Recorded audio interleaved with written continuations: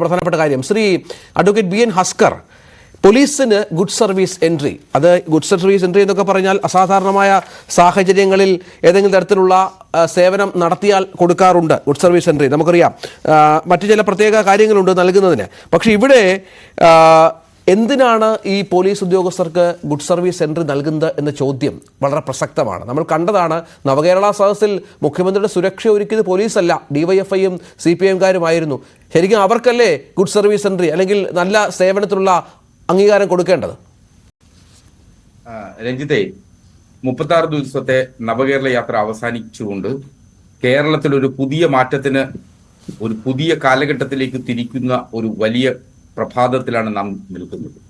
സ്വാഭാവികമായും അത്തരം ഒരു മാറ്റം കാണുമ്പോൾ വിമർശകർക്കും അതുപോലെ കോൺഗ്രസിനും UDFനും ഒക്കെ വല്ലാത്ത അസ്വസ്ഥതയുണ്ടാവും. ആ അസ്വസ്ഥതയിൽ നിന്ന് ഏതൊക്കെ തരത്തിൽ കേരളത്തിലെ ഇടതുപക്ഷ ജനാധിപത്യ മുന്നണി ഗവൺമെന്റിനെ വിമർശിക്കാൻ കഴിയുമോ അങ്ങനെ വിമർശിക്കണം.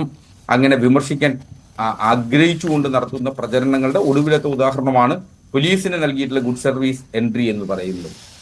സ്വാഭാവികമായും അങ്ങനെ കരുതുമ്പോൾ കേരളത്തിലെ പോലീസ് ഏറ്റവും കൂടുതൽ രക്തരൂക്ഷിതമായി പ്രവർത്തിച്ചിട്ടുള്ള ഒരു കാലഘട്ടമാണ് ഈ കഴിഞ്ഞ 36 ദിവസങ്ങൾ എന്ന തരത്തിൽ പ്രചരണം നടത്തുന്നതിന് വേണ്ടിയാണ് ചിലർ ശ്രമിച്ചു വരുന്നത്. നമുക്കറിയാം, കേരള ചരിത്രത്തിൽ സ്വാതന്ത്ര്യാനന്തര കേരളത്തിൽ ആദ്യത്തെയും ഏറ്റവും കൂടുതൽ പോലീസ് മൃഗീയമായി പ്രവർത്തിച്ചിട്ടുള്ളത് പുന്നപ്ര വയലാർ സമരത്തിലായിരുന്നു. പുന്നപ്ര വയലാർ സമരത്തിൽ വാരിക്കുന്തം കയ്യിലേന്തി പോലീസിനെ നേരിട്ട സാധാരണ തൊഴിലാളികൾക്ക് നേരെ പോലീസ് നടത്തിയിട്ടുള്ള നരനായിട്ട് നമുക്ക് ഓർമ്മയുണ്ട്. അതിനുശേഷം കൊല്ലത്തെ ശൂരനാട് എന്ന് പറഞ്ഞൊരു ദേശം വേണ്ട എന്ന് പ്രഖ്യാപിക്കുന്ന തരത്തിലേക്ക് പരവൂർ നാരായണപിള്ള എന്ന് പറയുന്ന കോൺഗ്രസിന്റെ സമുന്നതനായ നേതാവ് ജീവിച്ചിരുന്ന നാടാണ് കേരളം. അതിനുശേഷം അടിയന്തരാവസ്ഥയുടെ കിരാത നാളുകൾ കേരളത്തിന്റെ നിയമസഭാ പ്രസംഗങ്ങളുടെ ചരിത്രത്തിൽ ഏറ്റവും ശ്രദ്ധേയമായ ഒരു പ്രസംഗമുണ്ട്. ഒരു ചെറുപ്പക്കാരനായ MLA, ആ MLA അടിയന്തരാവസ്ഥയുടെ കിരാത നാളുകളിൽ പോലീസിന്റെ ലോക്കപ്പ് മുറിയിൽ അനുഭവിച്ച യാതനകളും കൊടിയ പീഡനങ്ങളും താൻ അന്ന് ധരിച്ചിരുന്ന വസ്ത്രം, ചോര പുരണ്ട വസ്ത്രം ഉയർത്തിക്കൊണ്ട് അദ്ദേഹം ആ നിയമസഭയ്ക്കുള്ളിൽ പ്രസംഗം നടത്തി. അത് മറ്റാരുമായിരുന്നില്ല, അത് ഇന്ന് കേരളത്തിന്റെ മുഖ്യമന്ത്രിയായ സഖാവ് പിണറായി വിജയനാണ്. അതിനുശേഷം കാസ്റ്റിംഗ് മന്ത്രിസഭയുടെ കാലത്താണ് ഏറ്റവും കൂടുതൽ വിദ്യാർത്ഥികളെയും യുവാക്കളെയും പോലീസ് വേട്ടയാടിയിട്ടുള്ളത്. കരുണാകരന്റെ മന്ത്രിസഭയുടെ കാലഘട്ടത്തിൽ കേരളത്തിലെ കോളേജ് ക്യാമ്പസുകളാകമാനം ഏറ്റവും കൂടുതൽ വിദ്യാർത്ഥികളെയും യുവജനങ്ങളെയും പോലീസ് ആക്രമിച്ചിട്ടുണ്ട്. 92-96 കാലഘട്ടത്തിൽ കേരള നിയമസഭയുടെ ചരിത്രത്തിൽ നിങ്ങളിപ്പോൾ പലപ്പോഴും വിമർശിച്ചുകൊണ്ടേയിരിക്കുന്നുള്ളൂ. പ്രതിപക്ഷ നേതാവ് പ്രസംഗിച്ചുകൊണ്ടിരിക്കുമ്പോൾ, പ്രതിപക്ഷ നേതാവ് ഉദ്ഘാടനം ചെയ്യുമ്പോൾ ടിയർ ഗ്യാസ് ഷെല്ലും അതുപോലെ ജലബീരങ്കിയും ഉപയോഗിച്ചത് അക്ഷന്തവ്യമായ അപരാധമായി കാണുന്നു എന്ന് വന്ധ്യവയോധികനായ പ്രതിപക്ഷ നേതാവ്, കേരളത്തിന്റെ പ്രതിപക്ഷ നേതാവ് VS അച്യുതാനന്ദൻ ഒരു സമരപന്തലിലിരുന്ന് ഒരു സമരം ഉദ്ഘാടനം ചെയ്യുന്ന ഘട്ടത്തിൽ അദ്ദേഹത്തിന് നേരെ ടിയർ ഗ്യാസും ഗ്രനേഡും എറിഞ്ഞ പോലീസാണ് കേരളത്തിൽ ഉണ്ടായിരുന്നത്. കേരളത്തിലെ ഒരു നിരാഹാര സമരം നടത്തുന്ന വിദ്യാർത്ഥി, ആ വിദ്യാർത്ഥിയുടെ കൈത്തണ്ട സമരപന്തലിൽ കയറി തല്ലിയൊടിച്ച ഒരു ചരിത്രം കേരളത്തിനുണ്ട്. ആ വിദ്യാർത്ഥി മറ്റാരുമായിരുന്നില്ല, ഇന്ന് കേരളത്തിന്റെ ധനകാര്യമന്ത്രിയായിട്ടുള്ള സഖാവ് KN ബാലഗോപാലിനെ നിരാഹാര സമരം കിടക്കുന്ന സത്യാഗ്രഹ പന്തലിലേക്ക് കടന്നുകയറി ആക്രമിച്ച പോലീസാണ് കേരളത്തിലുള്ളത്. സഖാവ് P രാജീവിനെ എറണാകുളത്ത് സ്വാശ്രയ കോളേജ് സമരവുമായി ബന്ധപ്പെട്ട് പോലീസ് നടത്തിയിട്ടുള്ള ഏറ്റവും ക്രൂരമായ മർദ്ദനത്തെ തുടർന്ന് തന്റെ വസ്ത്രങ്ങളാകമാനം പിച്ചു ചീന്തിയ അവസ്ഥയിൽ പോലീസ് തൂക്കിക്കൊണ്ടുപോകുന്നുണ്ട്.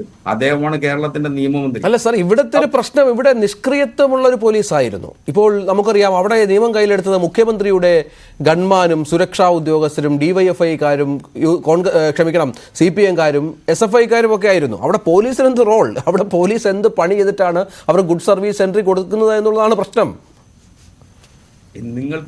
നിങ്ങൾ ഇതുപോലെ രക്തരൂക്ഷിതമായി പോലീസ് ഈ പറയുന്ന ഗറില്ല വാർഫെയർ യുദ്ധം നടത്താൻ വരുന്ന യൂത്ത് കോൺഗ്രസ്സുകാരെ തല്ലിച്ചതയ്ക്കണമെന്നായിരുന്നു നിങ്ങൾ പറയുന്നത്.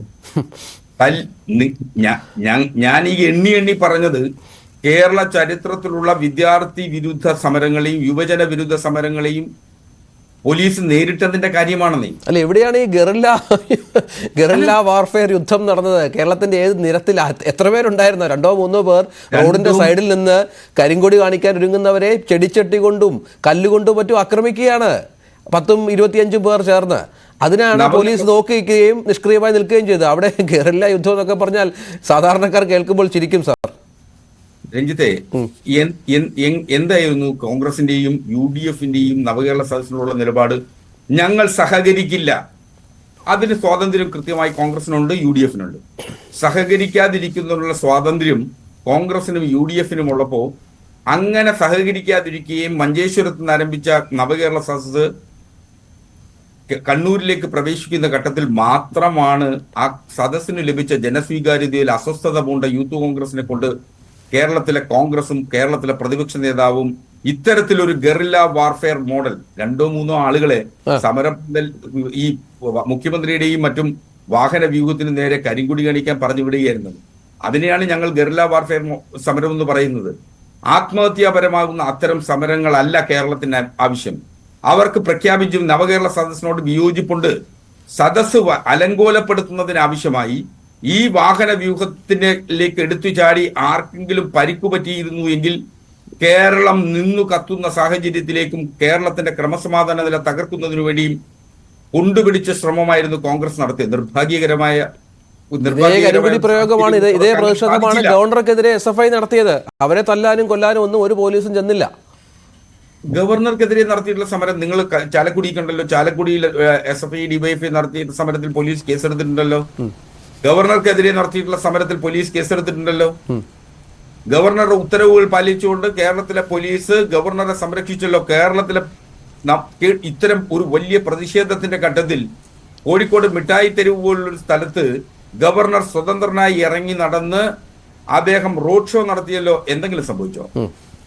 അപ്പോ അങ്ങനെ കേരളത്തിന്റെ ക്രമസമാധാന നില ലോകോത്തര നിലവാരത്തിലേക്ക് ഉയർന്നു നിൽക്കുന്ന ഒരു സാഹചര്യത്തിലാണ് കേരളത്തിൽ ഏതു വിധേനയും ആക്രമണം നടത്തണമെന്ന ഉദ്ദേശത്തോടു കൂടിയാണ് കോൺഗ്രസിന്റെ നേതാക്കന്മാരുടെ ഒത്താശയോടുകൂടി യൂത്ത് കോൺഗ്രസ് ചെയ്തിട്ടുള്ളത്.